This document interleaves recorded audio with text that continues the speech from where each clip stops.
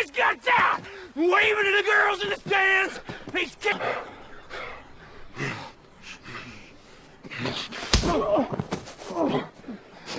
This is the story of a unique relationship. They both love each other, but their circumstances do not allow them to stay together. The story begins with a view of a Wyoming town where we see Ennis and Jack looking for work. They go to a rancher man named Joe, who tells them that he has a job available. The job requires them to go to Brokeback Mountain and take care of his sheep, protecting them from danger. He explains that he is hiring 2 men because lighting a fire is not allowed in the area. One man will stay at the camp permanently and cook food, while the other will guard the sheep. Joe explains the rules in detail. no fire, don't leave no sign.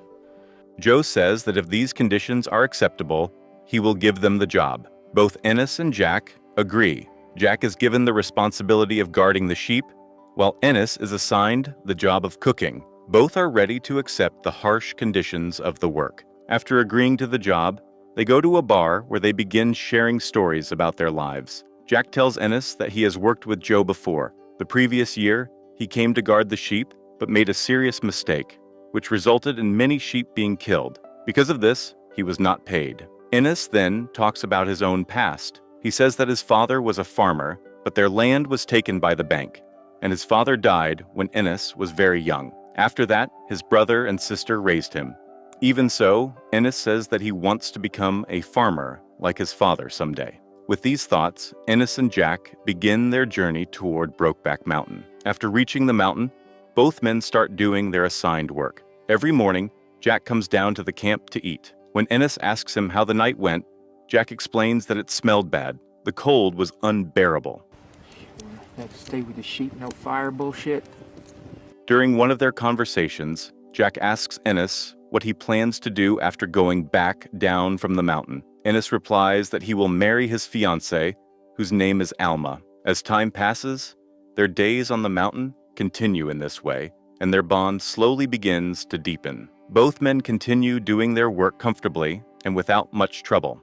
One day, when Jack comes down to the camp, he tells Ennis that the next time Ennis goes down to collect supplies, he should ask for something other than beans, because Jack is tired of eating beans every single day. Ennis agrees and says that he will mention it. When Ennis goes down the mountain to collect the rations, he tells the man there that they do not want beans anymore. The man responds by asking what they want instead, and Ennis explains with clear dislike that they would prefer something else next time. He then loads all the supplies and starts his journey back. On the way, a bear suddenly appears in front of him. The sight frightens his horse, and Ennis is thrown to the ground, getting injured in the fall.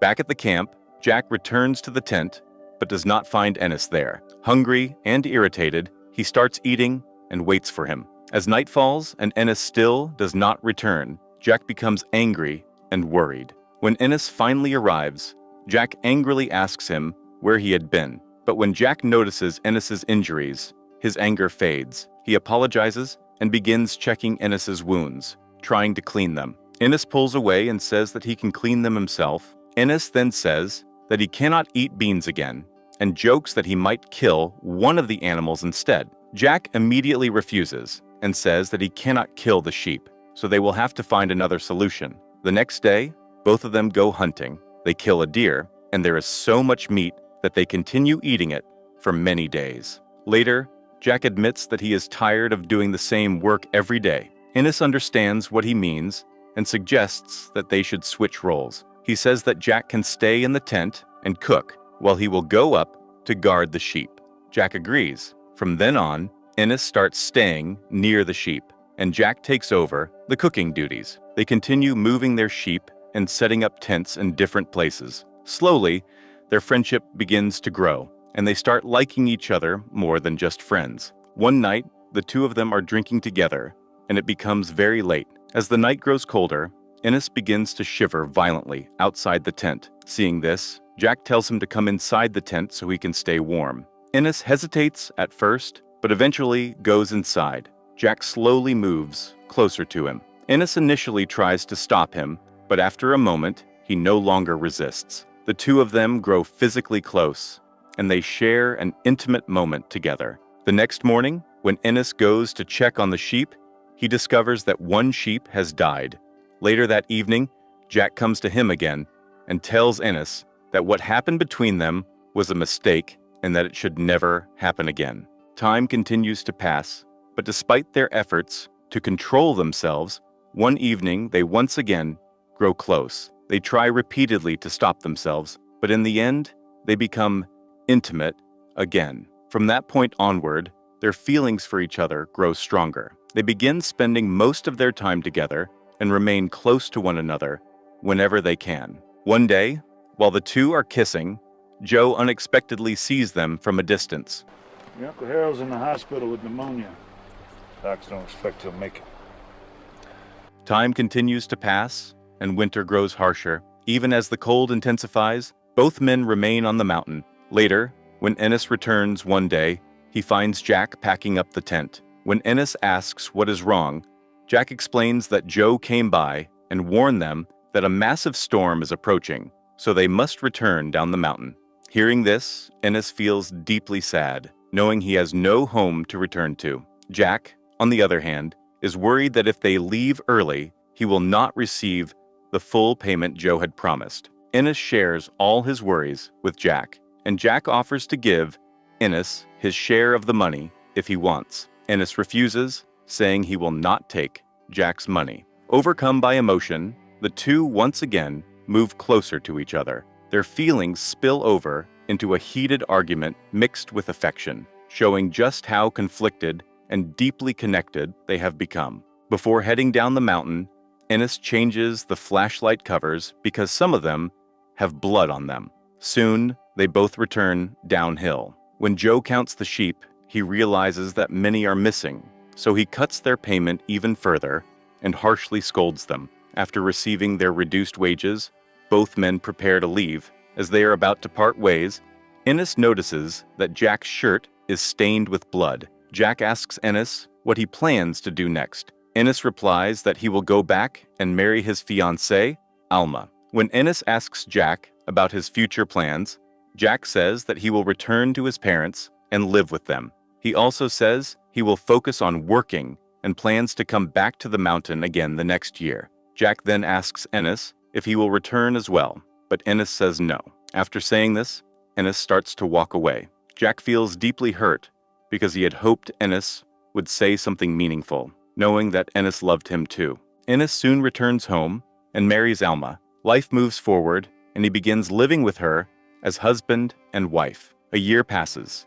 Jack goes back to Joe, hoping to get work again, but Joe refuses. Joe bluntly tells Jack that he cannot give him any work because he saw Jack and Ennis kissing the last time. Jack asks whether Ennis ever came back, but Joe says no. Later, we see Ennis's wife telling him that they are living too far away from town. She wants to move to the city so their children can receive a better education. Ennis replies that they do not have enough money to live in the city. Alma then says that she has found a house in town that is very cheap. Ennis agrees, thinking about their future as they now have 2 daughters, and he wants to provide them with a good education. On the other hand, Jack is shown participating in a rodeo competition where he meets a woman named Lorene. He wins the competition, which impresses her greatly. The next day, she watches him again, clearly interested. Jack asks the bartender about her and learns that her father is very wealthy. What are you waiting for, cowboy? A mating call?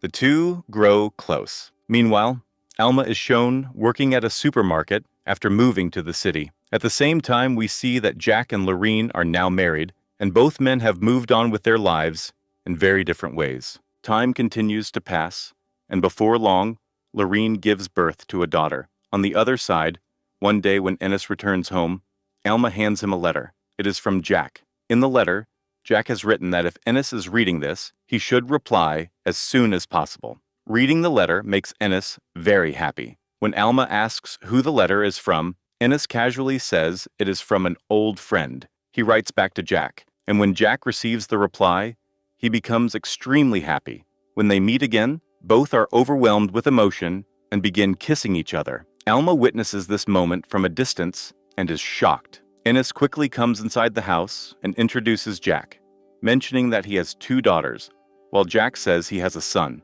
That night, Ennis tells Alma that he will not be coming home because he is going out with Jack. Alma understands what is really happening but says nothing. As they talk, Ennis says he never imagined he would hear Jack's voice again. Jack then tells Ennis everything about his life. He also explains that Lorraine's father is very wealthy and often pressures and dominates him. Jack then asks Ennis what he has been doing all these years, and Ennis replies quietly that he has done nothing special. The next morning, Ennis returns home and tells Alma that he is going away for a few days to a mountain to work with Jack. Alma becomes upset and tries to stop him, but Ennis refuses to listen and leaves. In the mountains, Ennis and Jack spend time together and feel truly happy. Jack says that he wants to live like this forever, away from everyone, working together and sharing a simple life. Ennis, however, tells him that this is impossible. He explains that Jack's life is with his wife and son, and his own life is with his wife and daughters. Jack becomes angry and bitter, questioning why they cannot live together. Ennis explains that the world will never accept them, and that is why they can never live openly as a couple. Jack asks how long they will have to live like this, and Ennis says,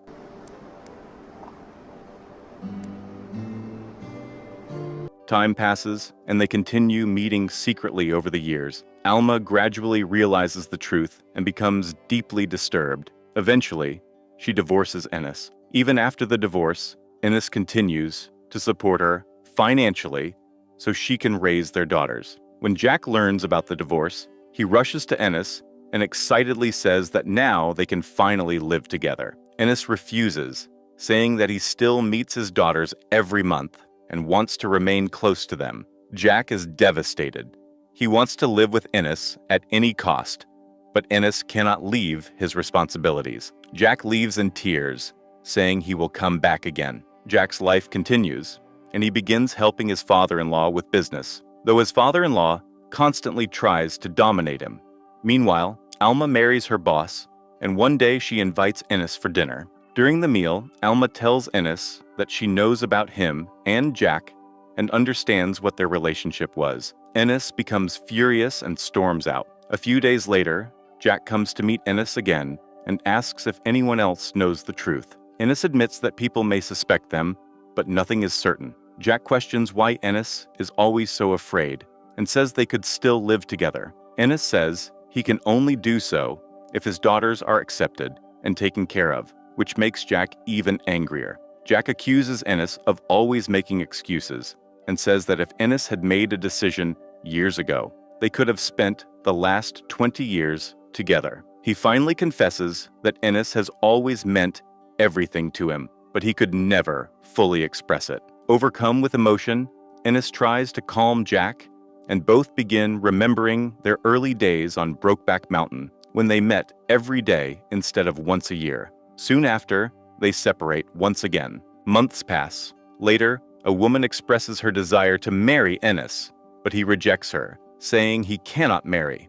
One day, Ennis learns that a letter he had sent to Jack was returned. Worried, he calls Jack's house, where Lorraine answers the phone and tells him that Jack has died in an accident, crushed by a vehicle while working. Although Lorraine says it was an accident, Ennis imagines that Jack may have been killed because people suspected the truth.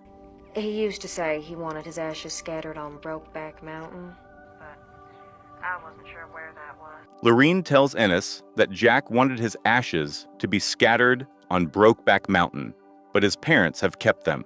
Ennis visits Jack's parents and tells them about Jack's wish. Jack's father refuses, but his mother allows Ennis to go into Jack's room. Inside, Ennis finds Jack's old shirt, stained with his own blood from years ago. He realizes Jack had carefully kept it all this time. Holding the shirt, Ennis breaks down completely. Jack's mother gives him a bag to take the shirt with him. Before leaving, Jack's father says they will keep Jack's ashes on their farm. Later, Ennis's daughter comes to him and tells him she is getting married and wants him to attend. Ennis agrees. That night, Ennis opens his wardrobe and places Jack's shirt inside, along with his own, hanging them together. He also keeps a photograph of Brokeback Mountain there. Looking at these memories, Ennis silently remembers Jack. The film ends here. The narrator then closes the video, thanking viewers and asking them to like, share, and subscribe to the channel.